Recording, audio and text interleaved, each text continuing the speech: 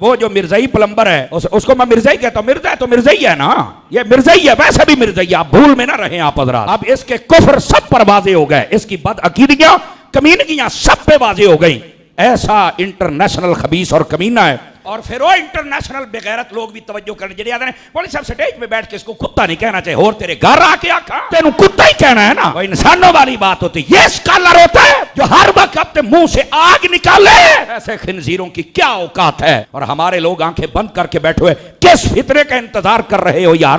اس خنزیر کو لگام نہیں ڈال سکتے؟ یہ سستی کر دے ہو تے پھر تانوں وہ وقت ویکھنا پوندا ہے، کوئی نہ کوئی ممتاز قادری پیدا ہو جاندا ہے۔ سستیاں نہ کریا کرو، اسی بالکل نہیں چاہتے کوئی بندہ قانون ہاتھ چلوے، پر اتنی سستی کرو گے تو آخر کس رتے ہاتھ پہنا ہے نا۔ ہمارے کسی اسٹوڈنٹ کو کوئی اجازت نہیں ہے کہ کسی بھی طریقے سے کوئی قانون کو ہاتھ میں لینے کی کوشش کرے یا کوئی غصہ نکالنے کے لیے کوئی ایسی ایکٹیویٹی پرفارم کرے۔ اور اللہ کے فضل سے ہمارے اسٹوڈنٹس کی آپ تربیت دیکھیں کہ ہمارے کسی اسٹوڈنٹ نے کبھی بھی کسی عالم دین کا آؤٹ آف کنٹیکسٹ کوئی کلپ کاٹ کے اپلوڈ نہیں کیا۔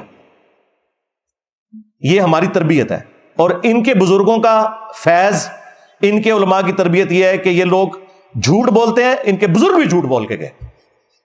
ظاہر ہے کہ انہی کی اولاد ہے نا جو آؤٹ آف کانٹیکسٹ کلپ کاٹ رہے ہوتے ہیں۔ اب جب یہ کوئی بندہ کلپ کاٹتا ہے اس وقت اسے شرم نہیں آتی کہ میں جو کاٹ رہا ہوں یہ بات تو اس نے کی نہیں ہے؟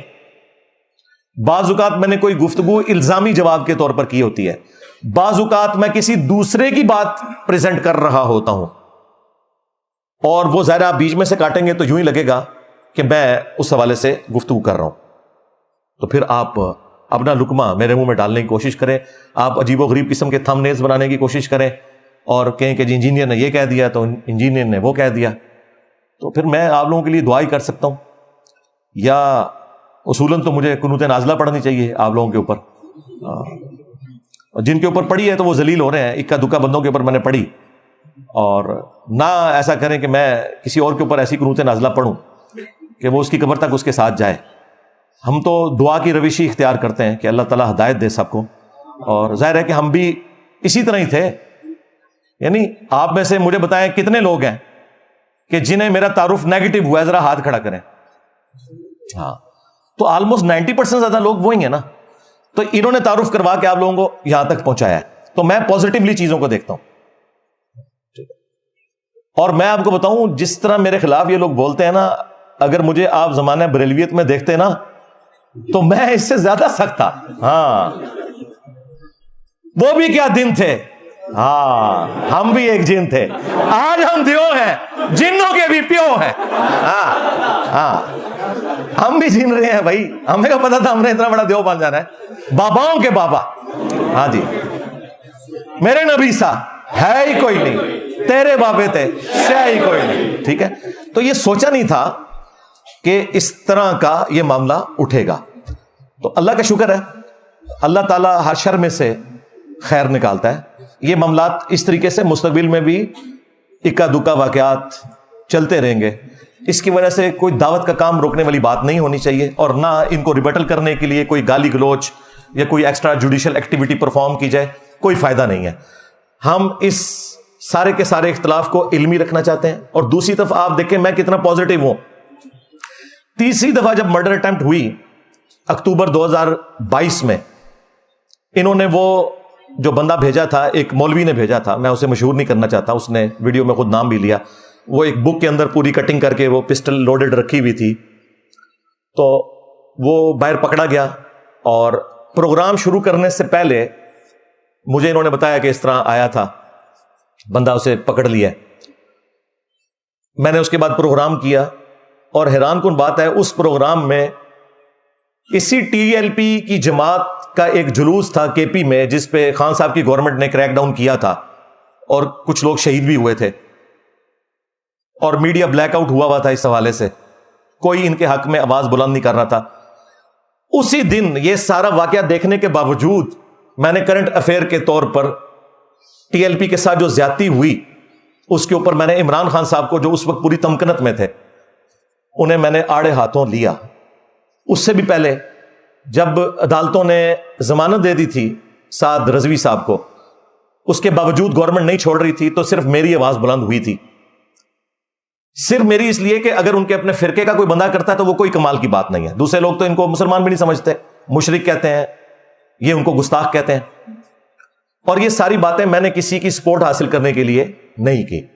حقیقت بات ہے, میں ٹروتھ لور ہوں. میں اپنی عادت سے, اپنے عقیدے سے, اپنے ایمان سے مجبور ہوں کہ میں مظلوم کے لیے آواز اٹھاتا ہوں. تو ابھی بھی یہ جو معاملہ ہوا, میں کوئی بدگمانی نہیں کرتا کہ یہ ان کی جماعت نے کوئی آرگنائز چیز کی ہوگی. انڈیویجول ظاہر ہے مدارس کے اندر جب اس قسم کی گفتگو میرے بارے میں سنیں گے تو کوئی موٹیویٹ ہو جاتا ہے, لیکن یہ لوگ اپنے آپ کو اس جرم سے بری بھی نہیں کر سکتے, کیونکہ ظاہر ہے کہ ان کے مدارس کے اندر اس قسم کی تعلیمات دی جاتی ہیں دوسروں کے بارے میں. آپ لوگوں کو جب ابھاریں کہ قانون ہاتھ میں لیں, ایک طرف اسی ویڈیو میں کہتے ہیں کہ جی قانون کو ہاتھ میں نہیں لینا چاہیے, اور دوسری طرف یہ کہتے ہیں کب تک تم لوگ یہ تماشا دیکھو گے, کوئی اٹھتا کیوں نہیں ہے. ٹھیک ہے, وہ جو مرزائی پلمبر ہے اس کو میں مرزائی کہتا ہوں. مرزا ہے تو مرزائی ہے نا, یہ مرزائی ہے, ویسے بھی مرزائی. آپ بھول میں نہ رہیں آپ حضرات. اب اس کے کفر سب پر واضح ہو گئے, اس کی بدعقیدگیاں کمینگیاں سب پہ واضح ہو گئیں. ایسا انٹرنیشنل خبیث اور کمینہ ہے. اور پھر وہ انٹرنیشنل بغیرت لوگ بھی توجہ کرنے جڑے آتے ہیں, بولے صاحب سٹیج پہ بیٹھ کے اس کو کتا نہیں کہنا چاہیے, اور تیرے گھر آ کے آکھا تینوں کتا ہی کہنا ہے نا. وہ انسانوں والی بات ہوتی. یہ اسکالر ہوتا ہے جو ہر وقت اپنے منہ سے آگ نکالے. ایسے خنزیروں کی کیا اوقات ہے, اور ہمارے لوگ آنکھیں بند کر کے بیٹھے ہوئے کس فطرے کا انتظار کر رہے ہو یار. اس خنزیر کو لگام نہیں ڈال سکتے, یہ سستی کر دے ہو تے پھر تانوں وہ وقت ویکھنا پوندا ہے, کوئی نہ کوئی ممتاز قادری پیدا ہو جاندا ہے. سستیاں نہ کریا کرو, اسی بالکل نہیں چاہتے کوئی بندہ قانون ہاتھ چ لوے, پر اتنی سستی کرو گے تو آخر کس رتے ہاتھ پاؤنا ہے نا. اب مجھے بتائیں, اگر یہی اناؤنسمنٹ میں کرنی شروع کر دوں تو ان کے ساتھ کیا بنے گی, کیونکہ وہاں سے اٹھ کے تو یہاں کے بیٹھے ہوئے ہیں, اور یہ تو تیار بیٹھے ہوئے ہیں کہ ہم نے تو اپنے آباء و اجداد کا بدلہ بھی لینا ہے. حقیقت بات ہے, میرے لیے کوئی مسئلہ نہیں ہے کہ آئے دن آپ کو سننے کو کوئی ملے کہ فلاں آج دربار اکھاڑ دیا گیا, اس کا گنبد توڑ دیا گیا, لیکن اس طرح کرنے سے کوئی دین کی خدمت ہو رہی ہوگی؟ یہ تو فساد فی الارض ہے. ہم لوگوں کو علمی طریقے سے قائل کریں گے کہ جن ہاتھوں نے یہ بت تراشے ہیں وہ اپنے ہاتھوں سے بت توڑیں, جو نبی صلی اللہ علیہ وآلہ وسلم کی تعلیمات ہیں. تو یہ بریلوی عوام کی عدالت میں ہم اپنا مقدمہ ہمیشہ رکھتے ہیں, اور عوام نے سنا ہے اور انہوں نے حق کو قبول کیا ہے. دیکھیں, میں نے 2012 کے اندر یہ بات کی تھی, میری ویڈیو لاکھوں لوگوں کی ہدایت کا سبب بنی. مسئلہ نمبر 71B, انڈیا اور پاکستان کے بزرگوں کی 19 گستاخانہ عبارات کا تحقیقی جائزہ. اس کے سٹارٹ میں بھی میں نے یہ بات کی تھی کہ جب تک بریلوی حق قبول نہیں کریں گے انقلاب نہیں آ سکتا. اس کے لیے ضروری ہے کہ بریلوی حق قبول کریں, اور یہ چیز میں نے نبی الاسلام کی مبارک زندگی سے لرن کی ہے. جب تک آپ کے اپنے قبیلے کے لوگوں نے, قریش مکہ نے اسلام قبول نہیں کیا تھا, اسلام عرب کی باؤنڈری سے باہر نہیں نکلا. آپ دیکھیں, جب اینڈ پہ وہ لوگ مسلمان ہوئے ہیں اور وہ نبی الاسلام کی لیگیسی کو آگے لے کے چلے ہیں, تو پھر رومنز اور پرشینز کو بھی انہوں نے ہی اکھاڑا ہے.